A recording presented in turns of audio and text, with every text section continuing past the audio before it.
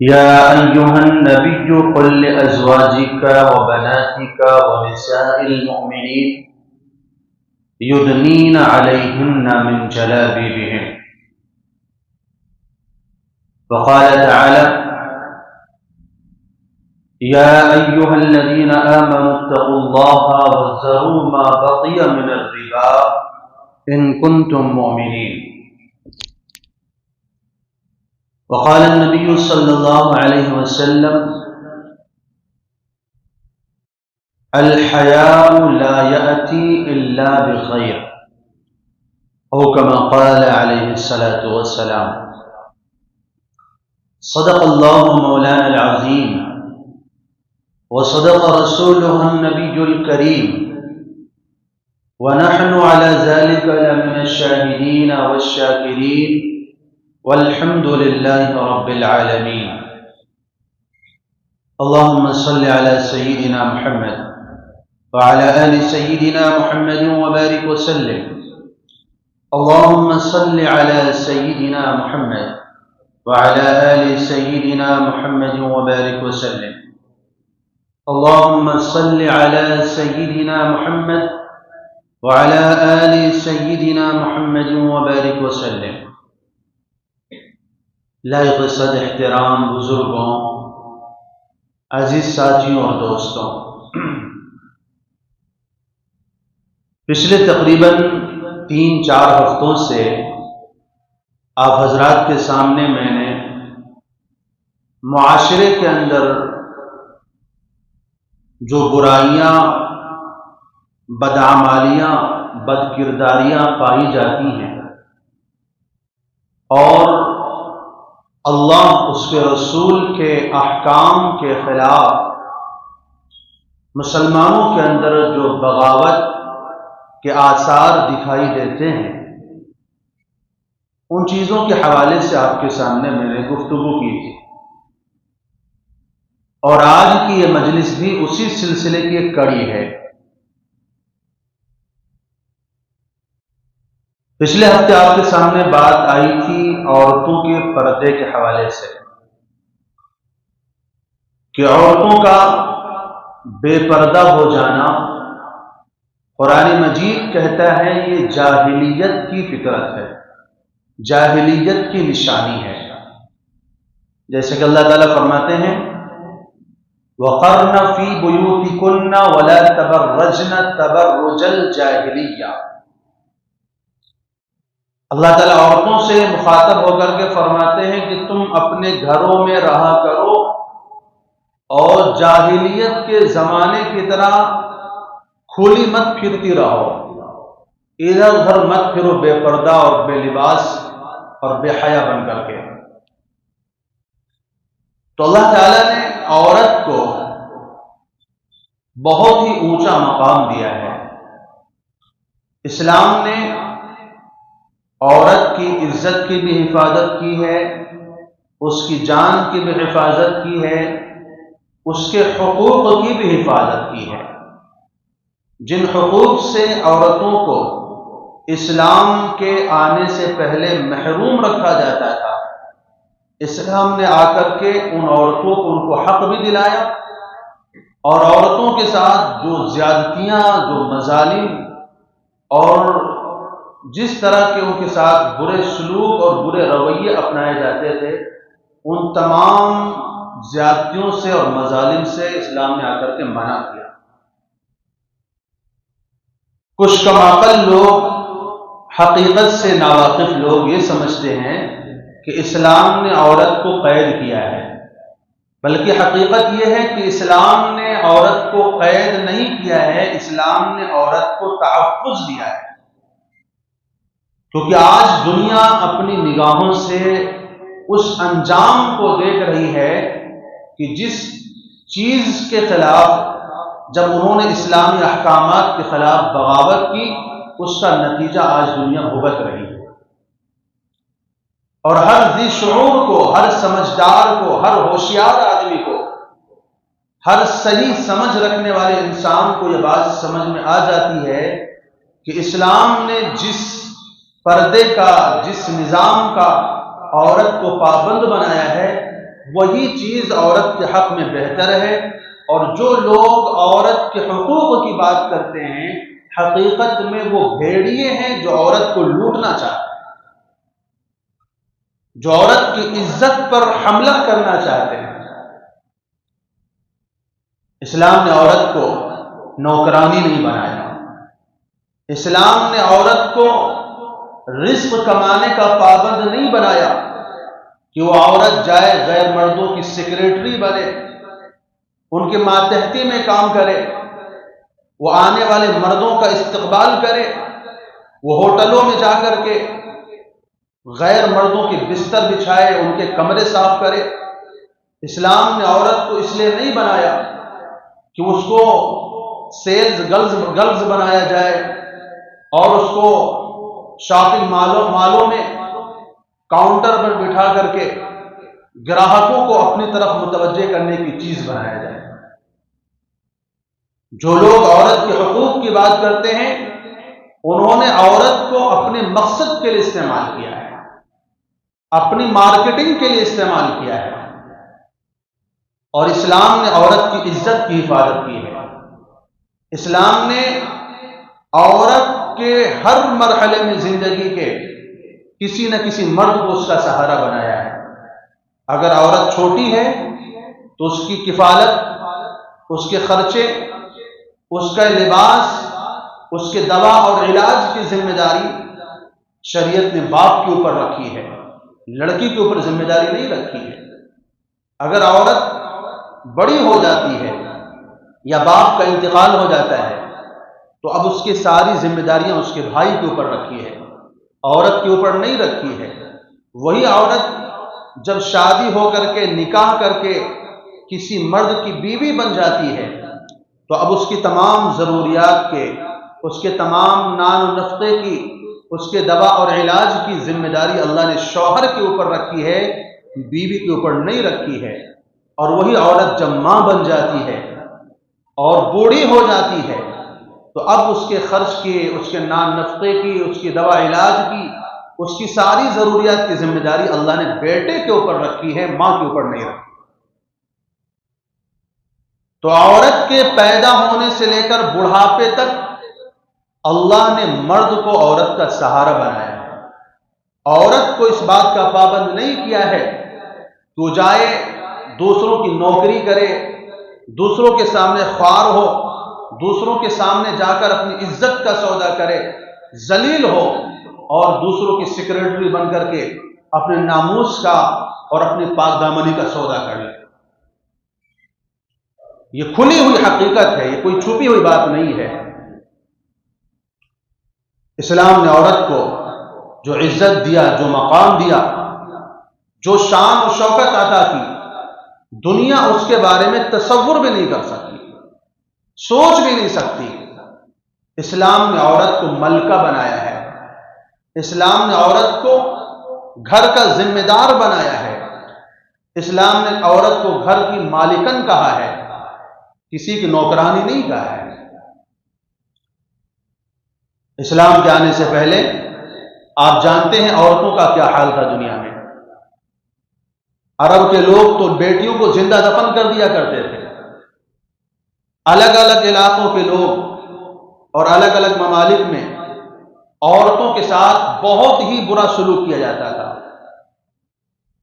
مردوں کے درمیان اس بات پر بحث ہوتی تھی کہ عورت انسان ہے کہ نہیں ہے، اس کو کوئی حقوق نہیں حاصل تھے، اس کو خریدنے بیچنے کا ایک سامان سمجھا جاتا تھا۔ اس کے تمام زندگی کے امور کے فیصلے مردوں کے حوالے تھے۔ وہ نہ اپنی مرضی سے شادی کر سکتی تھی، نہ اپنی مرضی سے کہیں آ سکتی تھی، نہ جا سکتی تھی، نہ وہ کوئی چیز خرید سکتی تھی، نہ بیچ سکتی تھی۔ یہاں تک کہ اگر ماں باپ کا انتقال ہو جائے تو عورت کو ماں باپ کی میراث میں حق تک نہیں دیا جاتا تھا۔ اسلام نے آ کر کے ان تمام مظالم کو ختم کیا، میراث میں عورت کو حق دلایا، نکاح کی آزادی دی اور خریدنے بیچنے کا عورت کو حق دیا، مالک بننے کا عورت کو حق دیا، اس کے ساتھ ساتھ جتنی ضرورت تھی اتنی آزادی دی اور جو ضروری چیز تھی اتنی پابندی بھی لگائی۔ اسلام کے آنے سے پہلے جو لوگ اپنے گھر میں بیٹیوں کی پیدائش کو اپنے لیے ذلت سمجھتے تھے، اسلام نے آ کر کے کیا کہا؟ من کن لہ بنات فاحسن الیہن فادبہن واحسن الیہن کن لہ سترا من النار، کہ فرمایا اگر کسی کی بیٹیاں ہیں اور اس نے بیٹیوں کے ساتھ اچھا سلوک کیا، بیٹیوں کی اچھی تعلیم اور تربیت کی، کل کو یہ بیٹیاں اپنے والدین کے واسطے جہنم کی آگ سے رکاوٹ اور آڑ بن جائیں گی، جہنم کے درمیان اور اس کے درمیان پردہ بن جائیں گی۔ اور ایک دوسری روایت میں نبی صلی اللہ علیہ وسلم نے فرمایا من عال جاریتین انا وہو فی الجنت کہاتین، فرمایا جس نے لڑکیوں کی پرورش کی، جنت میں اور وہ دونوں ایسے رہیں گے جیسے یہ دونوں انگلیاں ایک دوسرے کے قریب ہیں، جنت میں اور وہ شخص جس نے اور لڑکیوں کی پرورش کی، ہم دونوں ایک ساتھ رہیں گے، ایک اتنا قربت رہے گی۔ اس ذلت کو ختم کیا اور اس عار کو ختم کیا، یہ بتایا کہ یہ لڑکیوں کی پیدائش کوئی شرم کی بات نہیں ہے، عار کی بات نہیں ہے، بلکہ لڑکیوں کی پیدائش یہ تمہارے لیے جنت میں جانے کا ٹکٹ ہے۔ بلکہ یہاں تک فرما دیا کہ جس عورت کی پہلی اولاد بیٹی ہو وہ عورت بڑی بابرکت ہوا کرتی ہے، وہ عورت مبارک ہوا کرتی ہے۔ یہ حق دیا اسلام نے عورت کو۔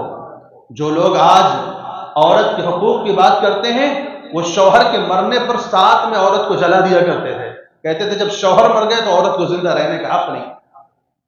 جو لوگ آج عورت کی آزادی کی بات کرتے ہیں وہ عورتوں کو شوکیسوں میں کھڑا کر کے خریدنے اور بیچنے کا سامان بنایا کرتے تھے کہ جس کی جو مرضی ہو جس طرح کی عورت کو چاہے پسند کر کے لے کر کے چلا جائے۔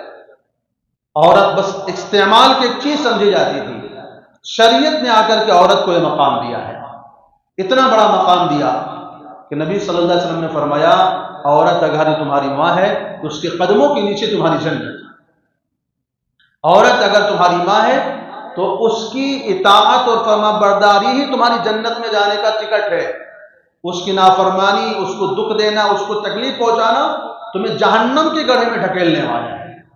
ماں باپ کی رضامندی اللہ کی رضامندی، اور ماں باپ کی ناراضگی میں اللہ کی ناراضگی، تو عورت کو اتنا اونچا مقام کس نے دیا؟ اور فرمایا اگر بیوی ہے تو ان کے ساتھ اچھا سلوک کرو، ان کے ساتھ نرمی کا برتاؤ کرو، اور تم میں سب سے بہترین انسان وہ ہے جو اپنے گھر والی عورت کے ساتھ بہترین سلوک کرتا ہے۔ تو یہ وہ حقوق ہیں جو میں نے بطور نمونہ کے آپ کے سامنے بتائے ہیں کہ اسلام نے عورت کو یہ حقوق دیے ہیں۔ اسلام نے عورت کو حیا کا پابند بنایا ہے، اسلام نے عورت کی عزت اور ناموس کی حفاظت کی ہے۔ لیکن جن لوگوں کے ہاں حیا کا مطلب ہی پتہ نہ ہو، جن کے یہاں نام نسب اور شجرے کی کوئی اہمیت نہ ہو، جن کے ہاں عزت اور غیرت کا نام و نشان نہ ہو، ان لوگوں نے کیا کیا؟ عورتوں کو بے پردہ کرنے کے لیے، عورتوں کو سڑکوں پر لانے کے لیے، عورتوں کو گھروں سے نکال کر کے بازاروں میں پہنچانے کے لیے عورتوں کی آزادی کا نعرہ لگایا کہ عورتوں کو آزادی ملنی چاہیے، عورتوں کے اوپر ظلم ہو رہا ہے، عورتوں کے اوپر زیادتی ہو رہی ہے۔ اصل میں وہ لوگ عورتوں سے اپنی آزادی کے حساب سے مزہ لینا چاہتے تھے، فائدہ اٹھانا چاہتے تھے، اس لیے انہوں نے عورتوں کو لا کر کے میدان میں کھڑا کیا، سڑکوں پر کھڑا کیا، ہوٹلوں میں کھڑا کیا، شاپنگ مالوں میں کھڑا کیا۔ کیونکہ اگر عورت گھر کی چہار دیواری میں ہے، عورت اگر گھر کے اندر ہے تو محفوظ ہے، اس کی عزت پر کوئی حملہ نہیں کر سکتا، اس کے ناموس پر کوئی ہاتھ نہیں ڈال سکتا، اس کے ساتھ کوئی زیادتی نہیں کر سکتا، کیونکہ اپنے گھر میں محفوظ ہے وہ۔ تو اس عورت کے ساتھ زیادتی کرنا مقصد تھا، اس لیے عورت کو میدان میں لایا گیا۔ اور عورت کو کون سی آزادی دی؟ آزادی کے نام پر مردوں کی پرسنل سیکریٹری بنایا، جو ایک ذلت والی نوکری ہے کہ ایک مرد کے سامنے وہ جی حضور کر کے کھڑی رہے۔ عورتوں کو آزادی کے نام پر ایئر ہوسٹس بنا دیا کہ آنے والے ہزاروں سواریوں کو وہ استقبال کرے، ان کی ضرورت کا خیال رکھے، ان کے آرام کا، ان کی راحت کا خیال رکھے، ان سے مسکرا کر کے بات کرے، ان کو ویلکم کرے، ان کا استقبال کرے۔ یہ کون سی عزت کی نوکری ہے؟ عورت کو جو ہے آزادی کے نام پر جو ہے ہوٹلوں کے اندر ویٹر بنا دیا کہ وہ آنے والے ہزاروں کھانے والوں کے لیے کھانے کا انتظام کرے، ان کے آرڈر لے اور ان کو مسکرا کر کے ان کا استقبال کرے، ان کو اپنی طرف لبھائے، تاکہ ہمارے ہوٹل میں گراہک زیادہ آئیں، کھانے والے زیادہ آئیں۔ عورتوں کو آزادی کے نام پر سیلز گرل بنایا گیا، ان کو شاپنگ ماڈلوں کے اندر ان کو زینت بنایا گیا، ان کے جسم کے اعضاء کی نمائش کی گئی تاکہ لوگ ان کی طرف مائل ہوں۔ یہ عورتوں کے اعضاء دیکھ کر کے، ان کے ننگے بدن دیکھ کر کے لوگوں کا رجحان ان کی طرف ہو اور ہمارا کاروبار چلے۔ یہ عزت دی ہے عورتوں کو آزادی دلانے والوں نے۔ وہی کام عورت اگر اپنے شوہر کی خدمت کرتی ہے، اس کے لیے کھانا بناتی ہے، اگر اپنے ماں باپ کی خدمت کرتی ہے، اس کے لیے کھانا بناتی ہے، اس کے کپڑے صاف کرتی ہے، اس کا بستر بچھاتی ہے، تو اس کو غلامی کہا جاتا تھا، اور اسی عورت کو اجنبی مردوں کے لیے بستر بچھانے کا کام، اجنبی عورتوں کے کمرے صاف کرنے کا کام، اجنبی مردوں کے جو ہے ان کے استقبال کرنے کا کام، ان کے لیے کھانے پینے کا انتظام کرنے کا کام اگر عورت کو دے دیا تو اس کو آزادی کہا جاتا ہے۔ اور اس کا نتیجہ کیا ہوا؟ اس کا انجام یہ ہوا کہ آئے دن جن ممالک میں عورتوں کی آزادی کی سب سے پہلے آواز اٹھی، لاکھوں کی تعداد میں ریپ کے کیس درج ہوتے ہیں۔ عورتوں کی عزت کا کھلواڑ بنا دیا گیا۔ ہر دن، ہر وقت، ہر گھنٹے میں عورت کی عزت پر ہاتھ ڈالا جاتا ہے، عورت کے ساتھ زیادتی کی جاتی ہے، اس سے کام بھی لیا جاتا ہے، اس کا جسمانی استعمال بھی کیا جاتا ہے، اس کے ساتھ چھیڑ چھاڑ کی جاتی ہے، اس کی آبرو دری کی جاتی ہے، آبرو ریزی کی جاتی ہے، اس کی عصمت دری کی جاتی ہے۔ کیا یہ چیزیں آپ کی نگاہوں میں نہیں؟ کیا آپ خبروں میں نہیں پڑھتے ہیں؟ آج فلاں جگہ عورت کے ساتھ زیادتی ہوئی، آج فلاں جگہ عورت کے ساتھ زیادتی ہوئی، آج اتنے درندوں نے مل کر ایک عورت کی عزت لوٹ لی، آج اتنے درندوں نے مل کر ایک عورت کی عزت لوٹ لی۔ کون سی عورتیں ہیں؟ یہ وہی عورتیں ہیں جن کو باہر لا کر کھڑا کیا گیا، جن کو گھر کی چہار دیواری سے نکال کر کے ہوٹلوں میں اور شاپنگ مالوں میں اور الگ الگ میدانوں میں جا کر کے ان کو پہنچایا گیا، الگ الگ شعبوں میں، الگ الگ کاموں میں ان کو لے جا کر کے رکھا گیا۔ وہی عورت جب گھر سے باہر آئی تو مردوں کے لیے وہ ایک جو ہے کھیل کا سامان بن گئی، تفریح کا سامان بن گئی، اور اپنے مزے اور اپنی جو ہے لذت لینے کا ایک سامان بن گئی۔ تو عورت نے تو پردے میں اسلام نے تو پردے میں عورت کو محفوظ قرار دیا تھا کہ تم گھر کی چہار دیواری میں رہو، تمہاری عزت محفوظ رہے گی، تمہاری عزت پر کوئی ہاتھ نہیں ڈالے گا۔ ایک آدمی کا واقعہ ہے، انگریزوں کے زمانے میں اپنی بیوی کے ساتھ نینی تال گھومنے کے لیے جاتا ہے، اور بیوی وہی تھی فیشن پرست، انگریزوں کی حکومت تھی، اور وہاں پر جو سیکیورٹی گارڈ تعینات تھے وہ بھی انگریز کے افراد تھے۔ کئی مہینوں سے وہ اپنے گھر نہیں گئے ہوئے تھے۔ اس آدمی کی بیوی بڑی خوبصورت تھی، انہوں نے دیکھا عورت کے اوپر ان کی لالچ آ گئی، اس کو مار لگایا، اس کو لے جا کر کے باندھ دیا، اور اس کی عورت کو لے جا کر کے اس کے ساتھ اپنی خواہش پوری کر دی۔ کس لیے؟ عورت بے پردہ گئی تھی، پردے میں ہوتی اس کے حسن پر ان کی نظر نہ پڑتی، اس کی خوبصورتی پر اس کی نظر نہ پڑتی، اور پھر اس کو اپنی عزت گنوانی نہ پڑتی۔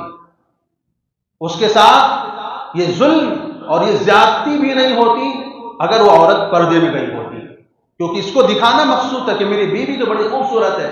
اس کا انجام یہ بھگتا کہ ان لوگوں نے اس کو مارا بھی، لے جا کر کے باندھ بھی دیا، اور بیوی کو لے جا کر کے اس کے ساتھ زیادتی کر دی۔ تو اسلام، میں نے بار بار بتایا کہ اسلام نے عورت کی حفاظت کی ہے، اسلام عورت کا محافظ ہے، اسلام نے عورت کو قید نہیں کیا ہے، اسلام نے عورت کو قیمتی چیز سمجھا ہے۔ قیمتی چیزوں ہی کے اوپر پردہ چڑھایا جاتا ہے، پردہ چڑھایا جاتا ہے، قرآن مجید کے اوپر غلاف چڑھایا جاتا ہے، خانہ کعبہ کے اوپر پردہ چڑھایا جاتا ہے، عورت کے اوپر پردہ چڑھایا جاتا ہے، کیونکہ یہ ساری چیزیں قیمتی اسلام کی نظر میں۔ اسلام کی نظر میں قرآن بھی قیمتی ہے، اسلام کی نظر میں خانہ کعبہ بھی قیمتی ہے اور اسلام کی نظر میں عورت بھی قیمتی ہے۔ جو لوگ عورت سے لطف اندوز ہونا چاہتے تھے، جو لوگ عورت کی عزت لوٹنا چاہتے تھے، جو لوگ عورت سے اپنی من مرضی کے مطابق اور اپنی چاہت کے مطابق فائدہ اٹھانا چاہتے تھے، انہی لوگوں نے عورتوں کو میدانوں میں لا کر کے کھڑا کیا تاکہ جیسا ان سے ہم چاہیں ویسے ان کے ساتھ ہم فائدہ اٹھائیں۔ کیونکہ عورت گھر میں رہے گی، اس کے باپ کا حصار رہے گا، اس کے بھائی کا حصار رہے گا، اس کے شوہر کا حصار رہے گا، اس کے بیٹوں کا حصار رہے گا۔ اتنے حصار میں عورت گھر میں رہے گی۔ جب عورت گھر میں رہے گی اس کی عزت پر ہاتھ ڈالنا کسی کے لیے آسان کام نہیں ہے، کیونکہ گھر میں داخل ہوگا تو باپ سے سامنا کرنا پڑے گا، بھائی سے سامنا کرنا پڑے گا، شوہر سے سامنا کرنا پڑے گا، بیٹوں سے سامنا کرنا پڑے گا۔ اس لیے آسان کام کیا ہے؟ عورت کو لے جاؤ اپنے روم کے اندر، اپنے ہوٹلوں کے اندر، اپنے شاپنگ مالوں کے اندر، پارکوں کے اندر اور جگہوں جگہوں پر لے آ کر کے جس طرح چاہو عورتوں سے فائدہ۔ یہ کوئی کہانی نہیں ہے، یہ کوئی ڈھکی چھپی بات نہیں ہے، یہ وہ تلخ حقیقت ہے، یہ کڑوی سچائی ہے جس کا ہم اپنی آنکھوں سے آئے دن مشاہدہ کرتے ہیں۔ اس لیے عورت کو قرآن نے کیا حکم دیا تھا؟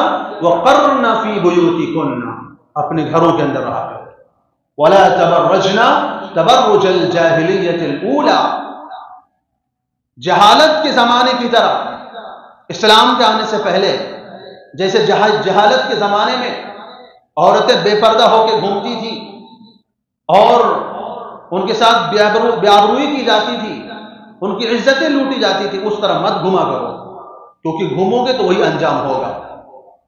اسلام کے اس قانون کو نہ ماننے کا یہ نتیجہ ہے کہ آج غیروں کی تو بات چھوڑو، مسلمان عورتیں غیر مسلموں کے ساتھ جا رہی ہیں، مسلمان لڑکیاں غیر مسلم اور لڑکوں کے ساتھ جا رہی ہیں، اور یہ تعداد کوئی سینکڑوں میں نہیں لاکھوں میں پہنچ چکی ہے، لاکھوں کے اندر پہنچ چکی ہے۔ عزت کا تو سودا کر ہی رہی ہیں، ایمان کا بھی سودا کر رہی ہیں، اللہ کے غضب کے مستحق بننے کے ساتھ ساتھ ہمیشہ کی جہنم کے مستحق بن رہی ہیں، اور اس کا سبب اور اس کی وجہ وہی بے پردگی ہے، بے پردگی کا سیلاب ہے کہ عورت کو جب ترقی کے نام پر، آزادی کے نام پر، تعلیم کے نام پر، نوکری کے نام پر، ملازمت کے نام پر جب بے لباس کیا گیا، بے حیا بنایا گیا، بے پردہ کیا گیا، اس کا یہ انجام ہے جو آج دنیا کی عورتیں بھگت رہی ہیں۔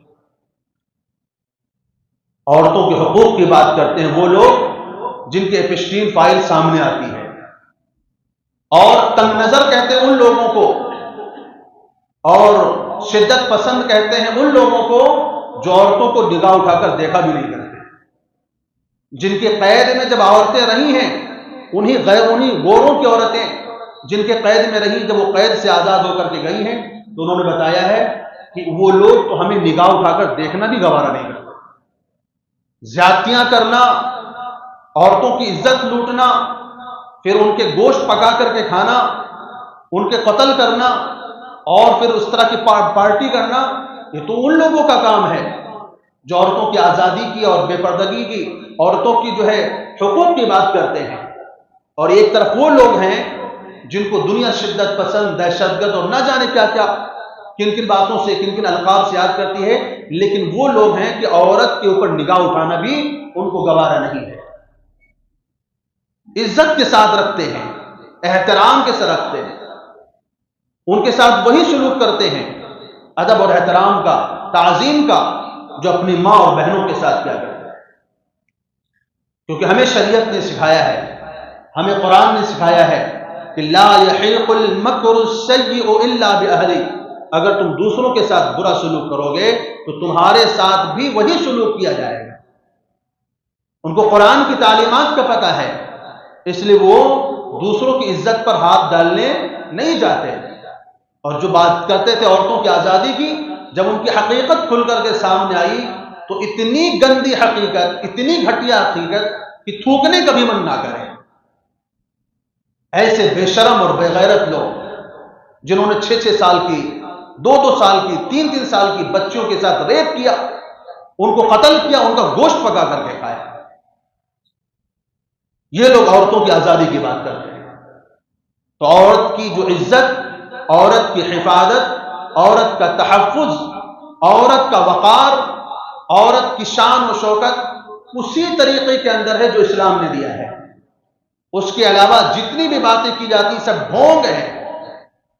یہ بھیڑیے ہیں جو بکریوں کو چیرنا چاہتے تھے، جو بکریوں کو کھانا چاہتے تھے، اس لیے انہوں نے کہا کہ بکریوں کو آزادی ملنی چاہیے۔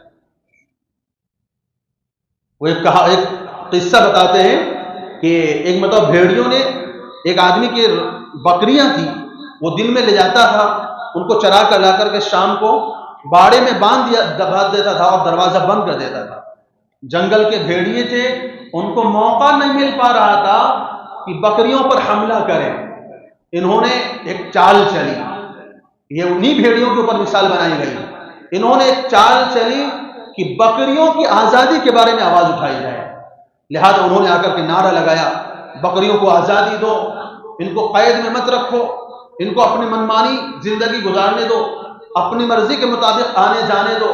تم نے ان کو باڑے میں رکھ کر تالے میں بند کر کے قید کیا ہے، یہ ان کی حق تلفی ہے، یہ ان کے ساتھ ظلم ہے، زیادتی ہے۔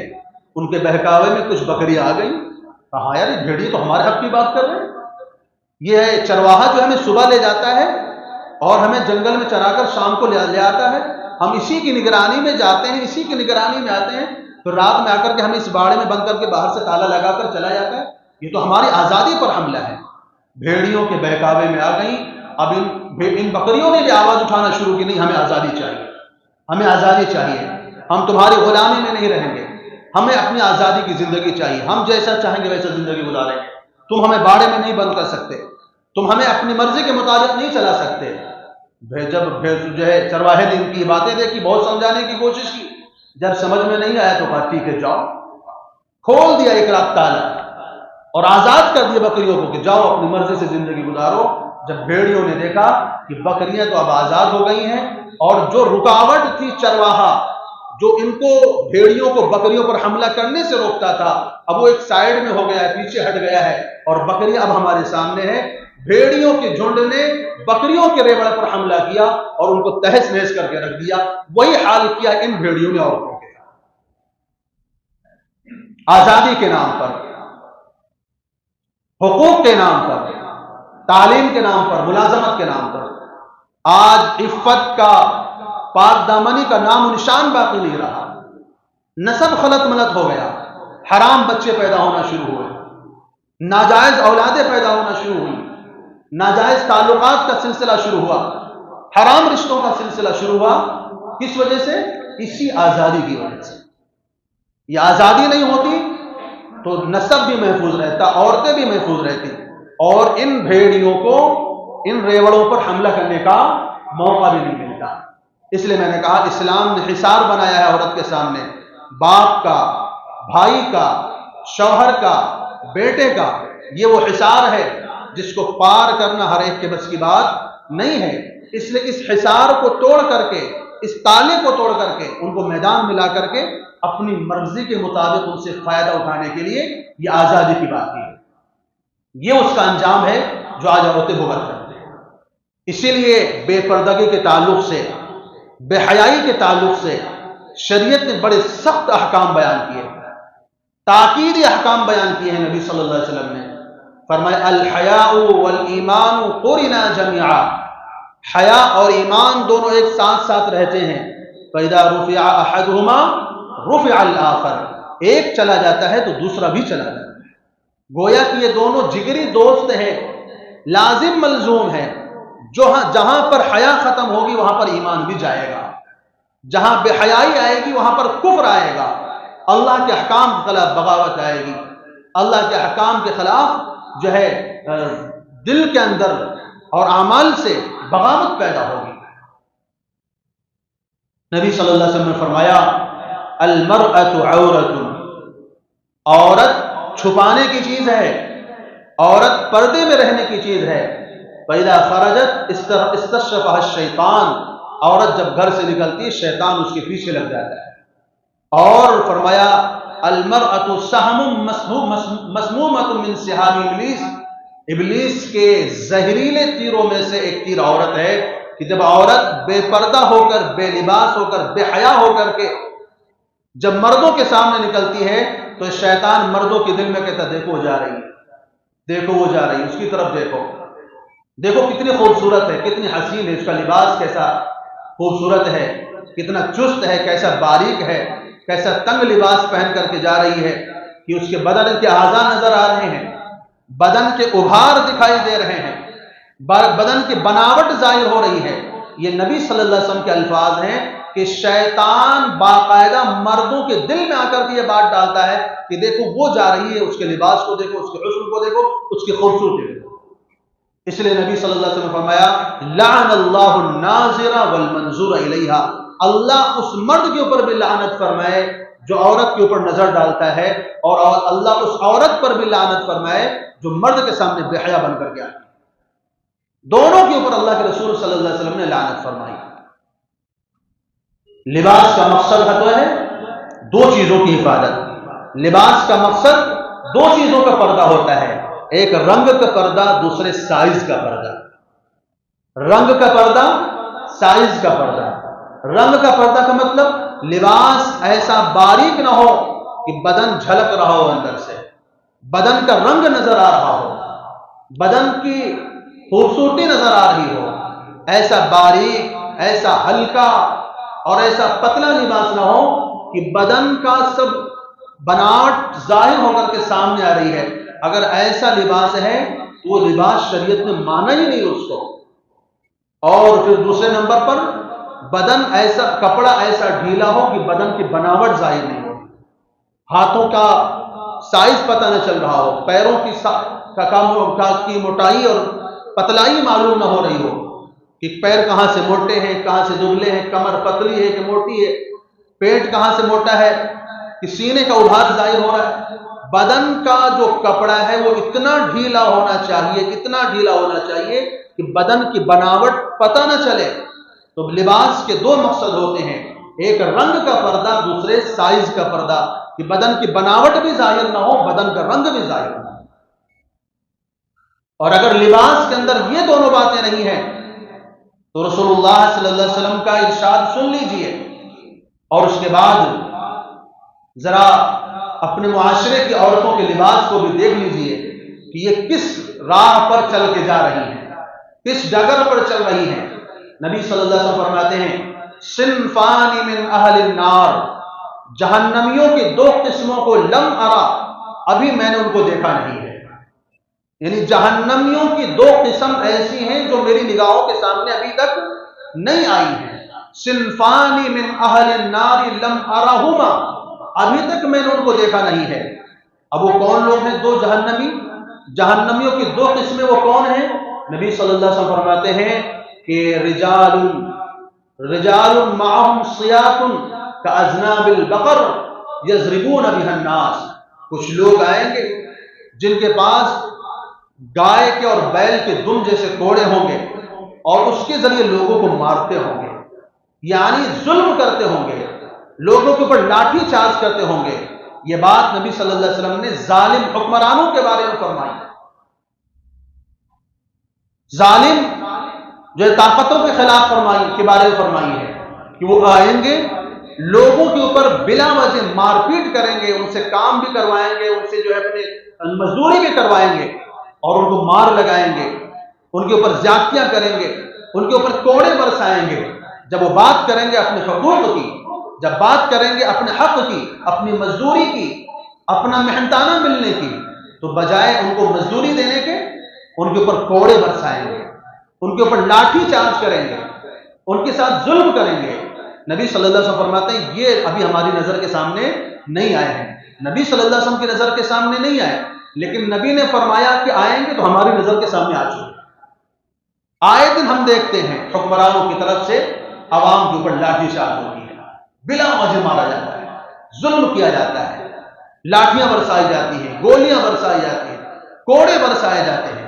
نبی صلی اللہ علیہ وسلم فرماتے ہیں جہنمیوں کی دو قسموں کو میں نے ابھی تک نہیں دیکھا ہے، تو ایک وہ لوگ ہوں گے کہ جن کے پاس بڑے بڑے کوڑے ہوں گے اور اس کے ذریعے لوگوں کو ماریں گے، اور دوسری قسم کون سی ہوگی؟ فرمایا وہ نساء کاسیات عاریات، اور وہ عورتیں جو لباس پہننے کے باوجود ننگی ہوں گی، لباس پہننے کے باوجود لباس برائے نام ہوگا ان کا۔ جب بال تمہارے کھلے ہوئے ہیں، جب گردن تمہاری کھلی ہوئی ہے، جب پیٹھ تمہاری ظاہر ہو رہی ہے، جب لباس اتنا باریک ہے کہ بدن کی جو ہے خوبصورتی نظر آ رہی ہے، بدن کا رنگ نظر آ رہا ہے، جب لباس اتنا ٹائٹ ہے کہ بدن کی بناوٹ ظاہر ہو رہی ہے، نبی صلی اللہ علیہ وسلم فرماتے ہیں یہ عورتیں کیا ہیں؟ لباس پہننے کے باوجود ننگی ہیں۔ کاسیاتن عاریاتن، یہ لباس پہننے کے باوجود ننگی ہوں گی، اور فرمایا کہ مائلات ممیلات، یہ غیر مردوں کی طرف مائل ہونے والی ہوں گی اور غیر مردوں کو اپنی طرف مائل کرنے والے ہوں گی۔ میک اپ کر کے، فیشن کر کے، بے پردہ ہو کر کے، ننگا ہو کر کے، ننگے سر، ننگے چہرہ اور ننگی گردن اور ننگے جو ہے لباس کے ساتھ جب لوگوں کے سامنے جائیں گے تو لوگ مائل نہیں ہوں گے، لوگ ان کی طرف رغبت نہیں دکھائیں گے، ان کے قریب نہیں آنا چاہیں گے، ان سے بات چیت نہیں کرنا چاہیں گے۔ ایک عورت جو پردے میں ڈھکی ہوئی ہے، نہ اس کا چہرہ نظر آ رہا ہے، نہ اس کا ہاتھ دکھائی دے رہا ہے، نہ بدن کی بناوٹ دکھائی دے رہی ہے، آنکھوں میں بھی حیا ہے، اس سے کسی مرد کو جا کر کے بات کرنے کی ہمت ہے؟ کوئی مرد اس کے قریب جا کر کے اسے بات چیت کرے گا؟ کوئی مرد اس کے قریب جا کر کے اسے فلرٹ کرے گا؟ اسے جو ہے بے تکلفی دکھائے گا؟ نہیں کر سکتا۔ عورت جب شرعی لباس میں ہوتی ہے، مسلمان تو کیا غیر مسلم بھی اس کی عزت کرتا ہے، اس کا احترام کرتا ہے۔ اگر وہ عورت گزرتی تو راستہ خالی کر کے نہیں ہٹ جاتا ہے کہ ایک عزت والی عورت جا رہی ہے۔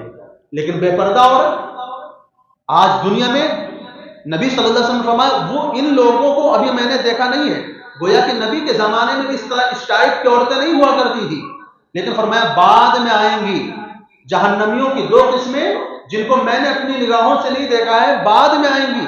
ان میں سے ایک وہ عورتیں ہوں گی جو لباس پہننے کے باوجود ننگی ہوں گی۔ تو ایک تو وہ عورتیں ہیں انگریزوں کی جو صرف چڈی بنیائی میں رہے، وہ تو لباس ہی نہیں ہے، وہ صرف چھپاتی کیا ہے؟ اپنا مخصوص حصہ بدن کا چھپاتی ہے، باقی پورا بدن ان کا وہ تو ایسے ہی ننگی ہے۔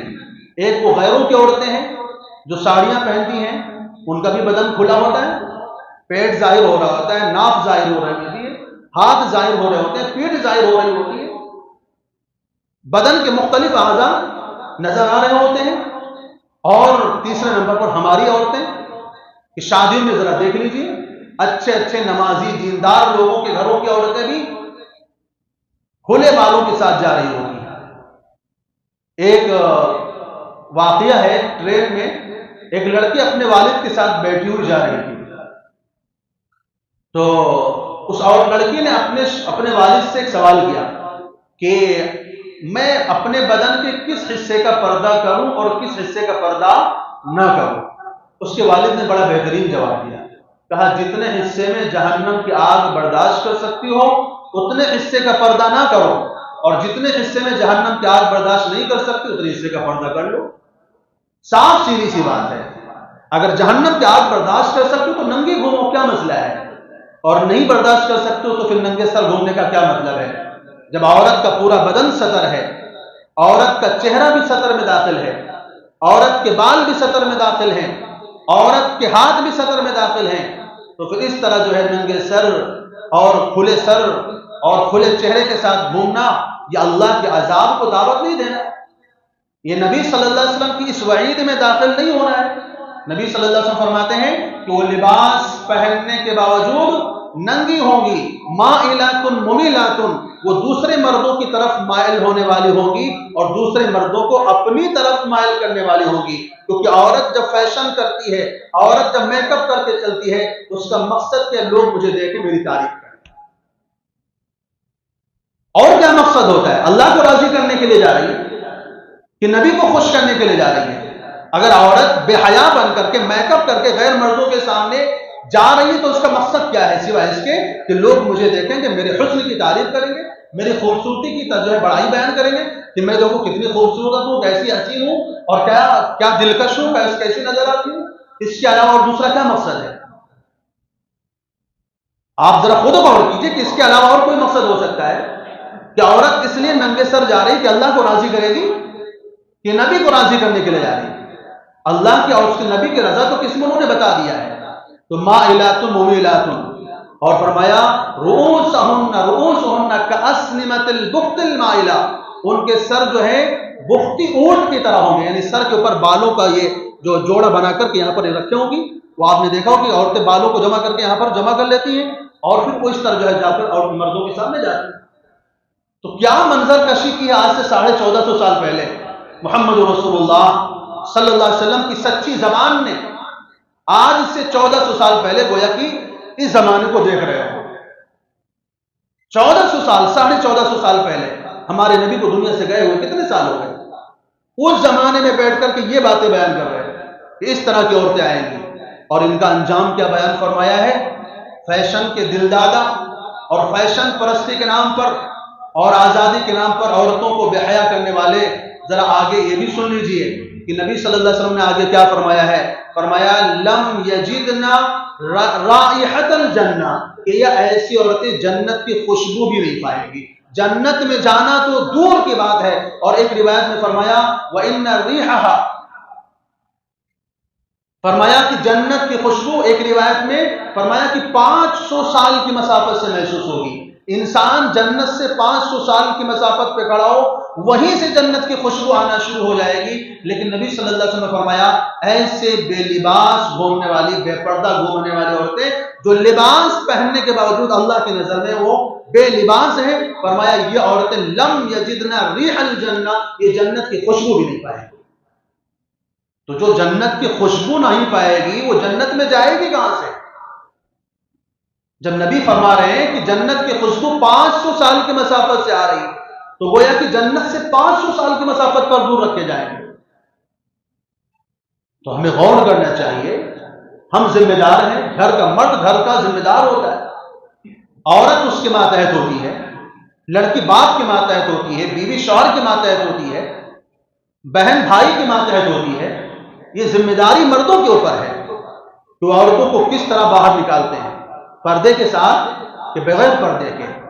یہ باتیں بیان کرنا صرف اس لیے ہے کہ تاکہ یہ پیغام آپ تک پہنچ جائے، یہ باتیں ہمارے اندر اتر جائیں. کیونکہ نبی صلی اللہ علیہ وسلم نے فرمایا ہے کہ جب برائی دیکھو تو اس کو بیان کرو، اس کو روکنے کی کوشش کرو. نہیں روکو گے تو سب کے سب اللہ کے عذاب میں گرفتار ہو جاؤ گے. وَاتَّقُوا فِتْنَةً لَا تُصِيبَنَّ الَّذِينَ ظَلَمُوا مِنكُمْ خَاصَّةً، فرمایا اس عذاب سے ڈرو جو عذاب صرف ظالموں کو نہیں آئے گا. جب آئے گا تو سب پیچھے جائیں گے، اچھے بھی مارے جائیں گے، برے بھی مارے جائیں گے. نبی صلی اللہ علیہ وسلم فرمایا اللہ اگر کسی قوم کے اندر برائی ہو رہی ہے اور اس کو روکنے والے نہیں روک رہے ہیں، روکنے کی طاقت رکھنے کے باوجود، مرنے سے پہلے پہلے اللہ دنیا ہی میں عذاب میں مبتلا کرے گا. دنیا ہی میں اللہ تعالیٰ ان کو اپنے عقاب میں ڈالے گا، سزا میں ڈالے گا. دنیا ہی میں مرنے سے پہلے اس کی سزا دے گا. تو کون سا مرد ایسا ہے جس کی جو ہے جس کا حکم اس کی بیٹی نہ مانے، اس کی بیوی نہ مانے، اس کے ماتحت عورت اس کی بات نہ مانے؟ ایسا کون سا مرد ہوگا؟ اگر عورت بے حیا ہو رہی تو اس میں مردوں کی کوتاہی ہے. اور ایک کام اور ہوتا ہے، بیوٹی پارلروں میں جا کر کے چہرے کے بالوں کو کھڑوانا، بھاویں بنوانا، اور ایک فیشن چل پڑا ہے مردوں کا کانوں کو چھلوانا، ٹیٹو بنوانا. یہ ساری چیزیں اس عمل کے اوپر بھی رسول اللہ صلی اللہ علیہ وسلم نے لعنت فرمائی. مختصر انداز میں حدیث پیش کر کے اپنی بات کو ختم کرتا ہوں. نبی صلی اللہ علیہ وسلم فرماتے ہیں لعن اللہ الواشمۃ والمتوشمۃ، اللہ کی لعنت ہے گودنے والے پر اور گدوانے والے پر. یعنی جو ٹیٹو بناتا ہے اس کے اوپر بھی اللہ کی لعنت، یا بناتی ہے اس کے اوپر بھی اللہ کی لعنت، اور جو بنواتا ہے یا بنواتی ہے اس کے اوپر بھی اللہ کی لعنت. آج کی جو ہے فلمی دنیا کے اداکاروں کو اور ایکٹروں کو دیکھ کر کے یا پھر کھلاڑیوں کو دیکھ کر کے مسلمان لڑکوں کے اندر بھی یہ مرض پیدا ہو گیا ہے کہ وہ بھی اپنے ہاتھوں میں ٹیٹو بنوانا شروع ہو گئے ہیں، نام لکھوانا شروع ہو گئے ہیں، اور پتہ نہیں کن کی چیزوں کے وہ ٹیٹو ہاتھوں میں، سینے پر، پیٹھ پر، اور پتہ نہیں کا گردن میں کہاں کہاں ٹیٹو بنوائے جاتے ہیں. تو نبی صلی اللہ علیہ وسلم کے الفاظ دیکھیے، اس زمانے میں بیٹھ کر کے یہاں کی باتیں کر رہے ہیں. کیا فرمایا؟ لعن اللہ الواشمۃ والمتوشمۃ، اللہ کی لعنت ہو ان عورتوں پر اور مردوں کے اوپر جو بدن کو گودتے ہیں یا گدواتے ہیں. والواصلۃ والمتوسلۃ، اور فرمایا اللہ کی لعنت ہو ان عورتوں کے اوپر جو بالوں کو لمبا کرنے کے لیے دوسروں کے بالوں کو لا کر اپنے بالوں میں جوڑتے ہیں یا جڑواتی ہیں۔ ہو رہا ہے کہ نہیں ہو رہا ہے؟ ابھی عورتیں بالوں کو لمبا کرنے کے لیے مارکیٹ سے بال منگوا کر کے سر میں جوڑتی ہیں کہ نہیں جوڑتی ہیں؟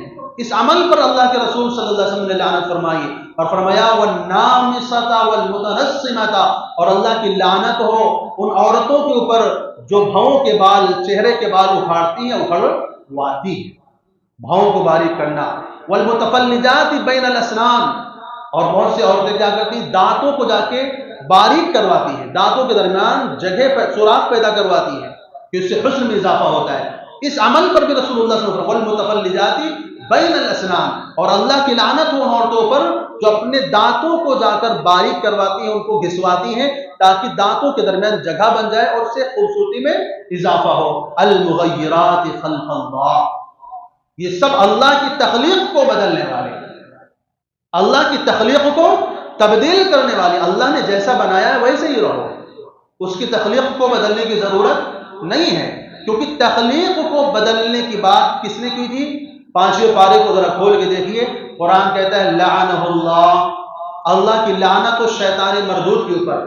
اس نے کیا کہا تھا؟ لأتخذن من عبادک نصیبا مفروضا، اے اللہ میں تیرے بندوں میں سے اپنا حصہ بناؤں گا، اے اللہ میں تیرے بندوں میں سے اپنا حصہ بناؤں گا، اور کیا کہوں گا؟